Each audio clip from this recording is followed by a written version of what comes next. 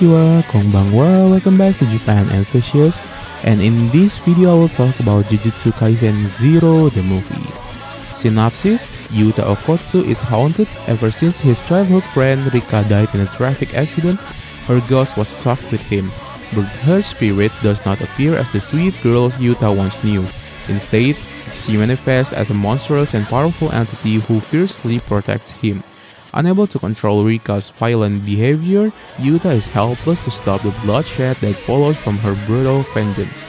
As a result, when apprehended by Jujutsu Sorcerer, the secret guardian of the world, trained to combat forces like Rika, Yuta wishes to be completely isolated so that no one else can get hurt. Yet his apprehender, the master sorcerer Satoru Gojo, has different plans for him. He will join Jujutsu High School and learn to control Rika in order to help people. Now a first year at this school, Yuta starts to learn Jujutsu art and combat malignant beings. Alongside his new classmates Maki Zenin, a Jujutsu weapon expert, Toge Inumaki, a spellcaster who uses his swords as weapons, and Panda, a seemingly walking and talking panda bear.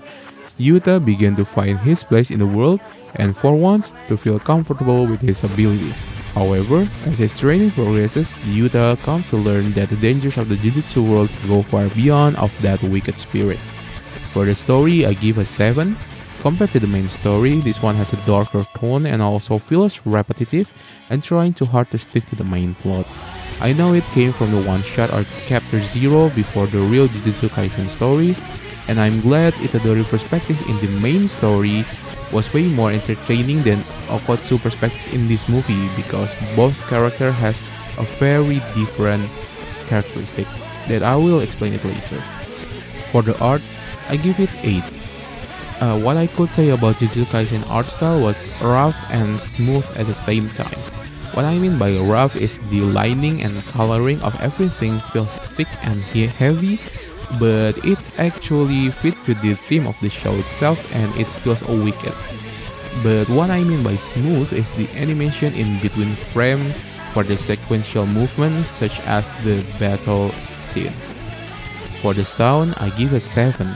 Although King GNU or King GNU, one of my most favorite Japanese band of all time, is the one who fills the theme song, but it feels like it was misplaced. I mean, they are not utilizing it like Red Wimps in Makoto Shinkai movie, or many band that utilize it more in the movie itself. The sound effect is also nothing special, but the seiyuu aka voice actor or actress that played the role in this movie was excellent. Character, I give it 8. Personally, I prefer Panda, Toge and Maki character in this movie. Maybe because they are more exposed compared to the main series, and maybe because their characteristic was way more a little bit brighter, I believe. And also the main point in this characteristic in this movie was Geto and Okotsu as the main antagonist and main protagonist. Both of them feels a little bit weird, but I know the reason behind it and it will be shown on the second season. For enjoyment, I give a 7. This movie not really fulfilling my expectation. I feel like I cannot enjoy this movie because I comparing it to Kimetsu no Yaiba Mugen Reshahen movie, but overall, I'm really glad Mappa did the right thing in adapting the one-shot or chapter 0 of Jujutsu Kaisen. But for me, one last thing, I need to mention that I'm really surprised almost anyone who watch in the cinema do not understand the meaning behind post-credit scene. It is mean a lot of people are anime watcher only without reading the manga itself.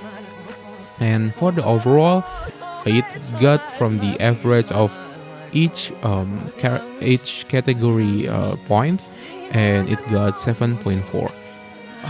It is a decent movie. I could call it good, but it's not meet my expectation from what Mappa did in the main series.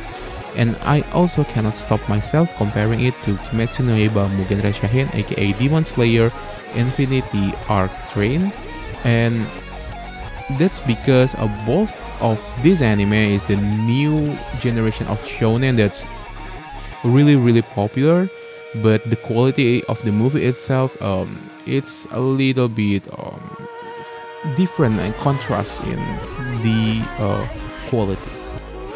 So, do you agree with my list? Let me know in the comments below.